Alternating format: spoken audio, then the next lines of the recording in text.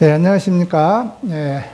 구약개론 3강 창조시대에 대해서 강의를 하도록 하겠습니다. 자, 서론은 창세기 1장에서 11장까지에 해당이 되는 것을 창조시대라고 할 수가 있습니다. 장소는 비옥한 초생달 지역이고 갈대아 우르에서부터 하란까지이고 중심 인물은 아담과 하와이고 그 다음에 이어서 가인과 아벨 그리고 셋과 에노스 이어서 에녹과 노아가 중심 인물이 되겠습니다.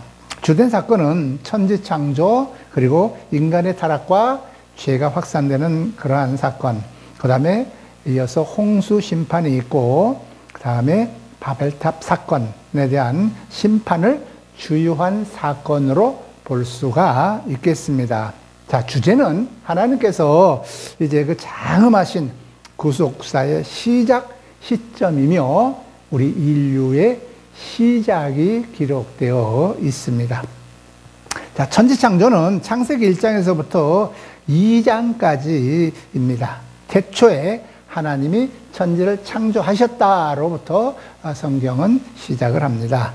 인간 창조에 있어서 이제 동물과 같은 점은 흙으로 사람을 창조했다는 것이고 다른 점은 하나님께서 코에 생기를 불어 넣으신 그 사건, 다시 말씀드리면 하나님의 호흡, 다시 말씀드려서 숨을 직접적으로 공급하심으로써 창조하신 것이 짐승과 창조한 방법이 다르다 하는 것입니다. 자, 에덴이라고 하는 장소를 택하셨고 사람에게는 인간에게 주어진 지혜를 이용해 가지고 우리 인간들의 그 과업을 수행할 수 있도록 하게 한 것을 이제 볼 수 있는데 이것을 문화명령이라고 이렇게 말을 합니다.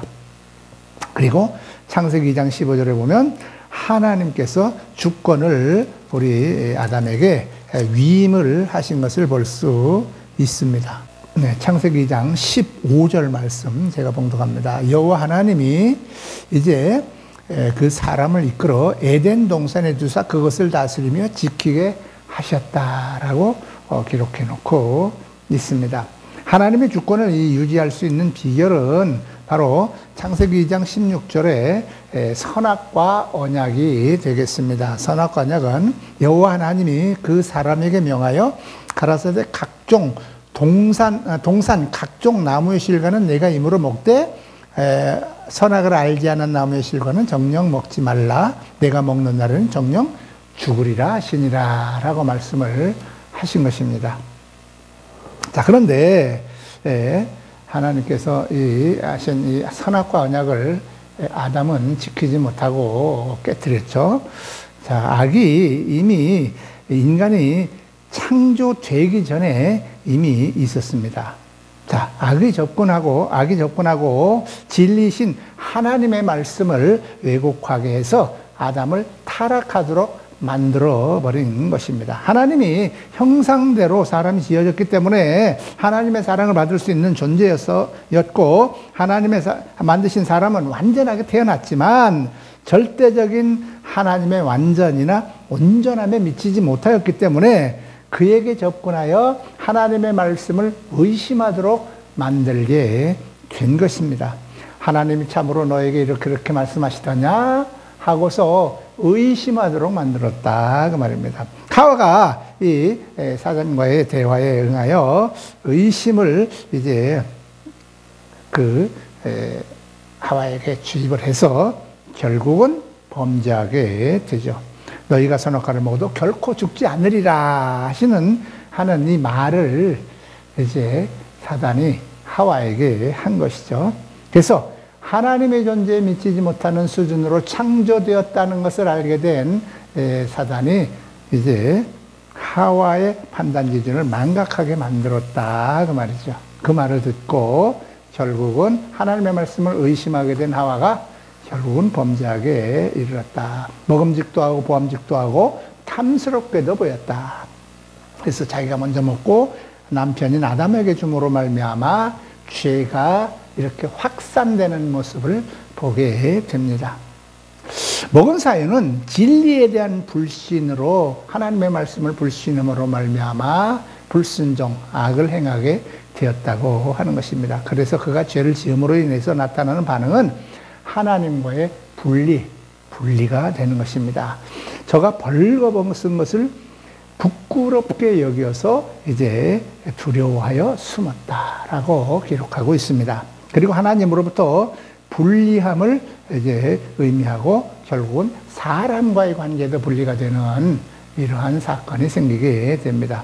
자, 하나님과의 분리는 영이 분리된 것이고 관계가 끊어진 것이고, 사람과의 분리는 관계가 파괴되는 것이라고 하는 것입니다. 죄를 자기가 지어놓고도 아내에게 전가함으로 말미암아 부부관계가 결국은 파괴되고 말한 것이죠. 다시 말씀드리면 혼이 분리된 것이다. 쉽게 말씀드리면 하나님과의 관계는 영의 분리, 그리고 인간과의 관계에서는 혼의 분리가 된 것이다. 그리고 육체도 분리가 되고 생명으로부터의 단절을 의미한다라고 볼 수가 있겠습니다. 자, 그런데 하나님의 심판과 구속 사건이 있습니다. 자, 창세기 3장 14절부터 24절까지 쭉 보면 먼저 하나님이 심판을 한 다음에 은혜도 선포를 합니다. 자, 남자에게는 먼저 땅은 너로 인하여 저주를 받는다. 네가 땀을 흘려야 먹고 산다 라고 하는 그러한 저주가 임하고, 여자는 이제 남편을 섬겨하며 그리고 해산의 고통을 갖게 된다.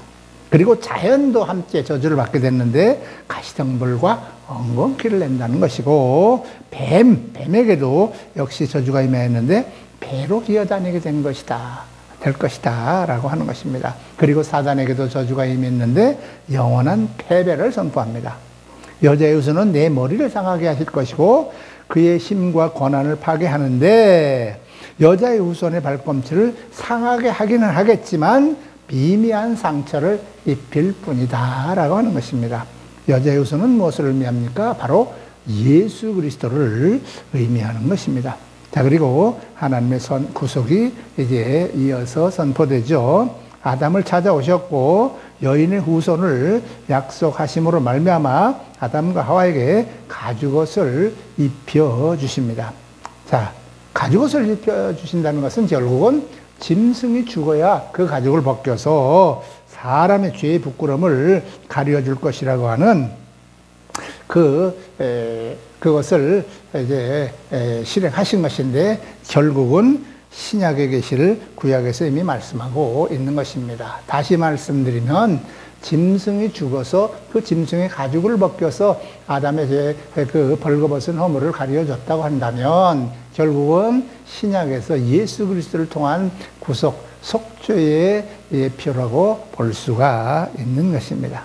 자, 아담을 찾아오셨고 그리고 여인의 후손을 약속하셨고 아담과 하와에게 가죽옷을 지어 입히심으로 말미암아 예수 그리스도를 통한 이제 구속, 속죄, 구원을 이미 예표하고 있다라는 것을 말씀을 드립니다.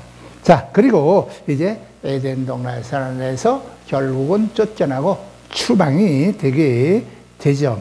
여전히 선악과를 먹으려고 시도하기 때문에 그를 추방하는 것입니다. 그가 사망의 상태로 영원히 살지 못하도록 분리하여 그가 메시아에 대한 언약을 믿음으로 그에게 이제 후손을 얻으려고 하는 것입니다.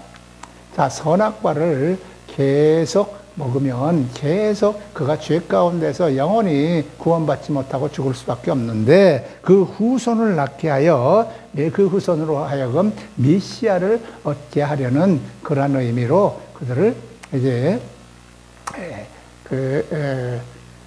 동산에서 쫓겨냈다라고 하는 것입니다. 자, 그렇게 해서 이제 죄가 확산되게 됩니다. 자, 아들을 낳습니다. 가인과 아벨을 낳았는데 결국 가인이 아벨을 살해하게 되죠. 자, 죄의 최악의 결과는 바로 살인하는 것입니다. 질투로 인하여 남을 죽이는 것, 이것이 바로 죄의 끝입니다. 악의 활동을 예시하여 그 끝이 결국은 사람을 죽이는 것이고, 믿음이 없는 결국 형식적인 그러한 예배를 드리게 되는 것이죠. 자, 히브리서 11장 4절에 보면 아벨은 믿음으로 예배를 드렸고 가인은 믿음이 없는 예배를 드렸다라고 하는 것이죠. 그 이후에 악이 더욱 확산되어 나감으로 말미암아 결국 인본주의적인 그러한 문화가 확산이 되고, 그리고 사람이 사람을 죽이는 살인이 이제 일반화되어 버리는 이러한 사태가 일어나게 되었다는 것입니다.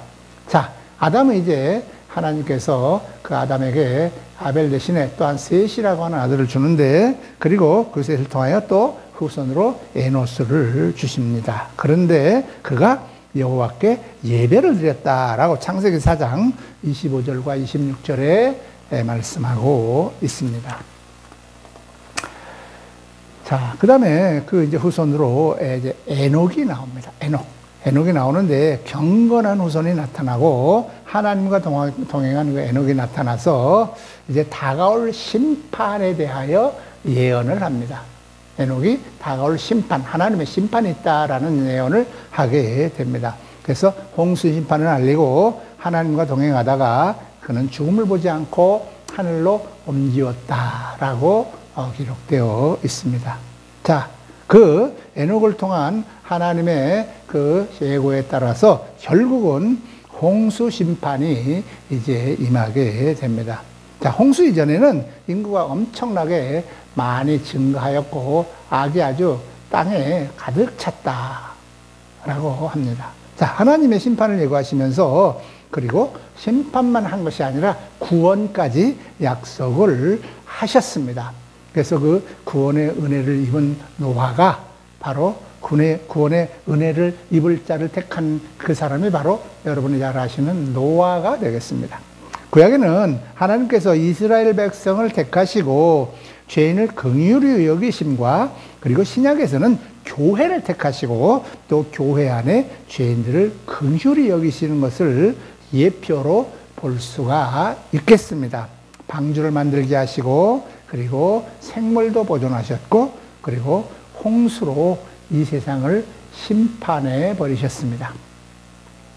자, 그 다음에 이제 노아에게 이제 무지개 언약을 줍니다. 홍수로는 다시는 이제 멸하지 않겠다 하는 그러한 언약을 해 주십니다. 그리고 사람을 죽인 살생에 대한 심판입니다. 자, 홍수 이전에는 채소만 먹고 살았지만 홍수 이후에는 이제 육식도 할 수 있도록 이렇게 허락을 해 주시는 모습을 보게 됩니다. 그러나 결국은 노아도 이제 방종함으로 말미암아 술에 만취해 가지고 부끄러움을 그대로 드러내는 사건도 나타나지만, 그러나 그가 장래를 예언하게 되고 하나님의 임재가 계속 그 후손들에게 있게 된 것입니다. 자, 그 이후에 이제 인간들이 점점 번성해 나가면서 바벨탑 사건이 있게 됩니다. 자, 셈과 함과 야벳의 후손이 이렇게 퍼져나감으로 말미암아 이제 11장, 창세기 11장에 보면 신할 평지에 모여서 대를 쌓고 하나님께 반역을 시도합니다. 자, 창세기 10장 8절과 12절에 보면 니므롯 왕국이 나오는데 그들이 이제 그 이후에 바벨탑을 만들게 됩니다. 그 바벨탑을 만든 원인은 무엇일까요? 바로 인간의 교만이라고 하는 것입니다. 인간의 언어가 하나였기 때문에 그들의 의도가 하나님의 명령을 어기고 흩어짐을 면하고 한데 뭉쳐 똘똘 뭉쳐 있자 하는 것인데, 하나님의 이름이 아니라 우리의 이름을 내자라고 하는 것입니다. 하나님이 그들의 악한 의도를 아시고 결국은 인간들의 언어를 혼잡하게 하여 가지고 여러 민족으로 분리하게 된 것입니다. 많은 사람들이 자기의 이름을 내고자 하는 그러한 잘못을 지금도 범하고 있습니다. 그때만 그런 것이 아닙니다. 여러분들이 죄를 하면서 하나님의 자녀로 택함 받았으면 오직 주의 영광, 하나님께 영광만을 위해서 우리가 모든 사역과 일을 감당해야 되는데, 아차 잘못하면 교만해져서 자기의 이름을 내고 자기의 명성을 떨치고자 하고 그러한 일을 하는 경우가 왕왕 보이게 됩니다. 참으로 안타까운 일이 아닐 수가 없다 하겠습니다. 자, 경건한 무리가 이제 거기서 번성하게 되는데 바로 셈의 후예 그 후예 중에 결국은 아브라함이라고 하는 경건한 후손을 하나님께서 선택을 하시게 됩니다. 여기까지가 바로 창조 시대에 있었던 주요 내용이라고 볼 수가 있겠습니다. 자, 신학적인 주제를 말씀을 드리도록 하겠습니다. 자, 첫 번째, 창조자이신 하나님이시죠. 하나님이 모든 만물을 창조하셨다고 하는 것이고, 둘째는 사람을 그 다음에 창조하신 하나님이라고 하는 것이고, 하나님께서 직접 그 생명을 부여하여 하나님의 형상과 모양대로 우리 인간을 창조하셨다고 하는 것입니다. 자, 그리고 세 번째로는 인간 타락의 원인입니다. 말씀의 본질을 이탈하였고 결국 그 말씀을 의심하고 순종하지 않는 불순종으로 인하여 죄를 짓게 되었다고 하는 것입니다. 자, 그래서 그 죄를 지은 그 타락의 결과는 뭐냐? 영과 혼과 육이 이렇게 분리되는 그러한 관계의 파괴가 이제 일어나게 됐다는 것이고, 그로 인하여 죄가 널리 확산되는 결과를 초래하게 되었다고 하는 것입니다. 다음 다섯 번째, 죄의 심판으로 여호와의 전쟁이 발생되는 것. 다시 말씀드리면 창세기 3장 15절에 이제 악한 사단과의 전쟁, 이것이 발생하게 되었다고 하는 것입니다. 그럼에도 하나님께서는 승리를 예언해 주고 계십니다. 자, 그리고 여섯 번째, 은혜를 예비하십니다.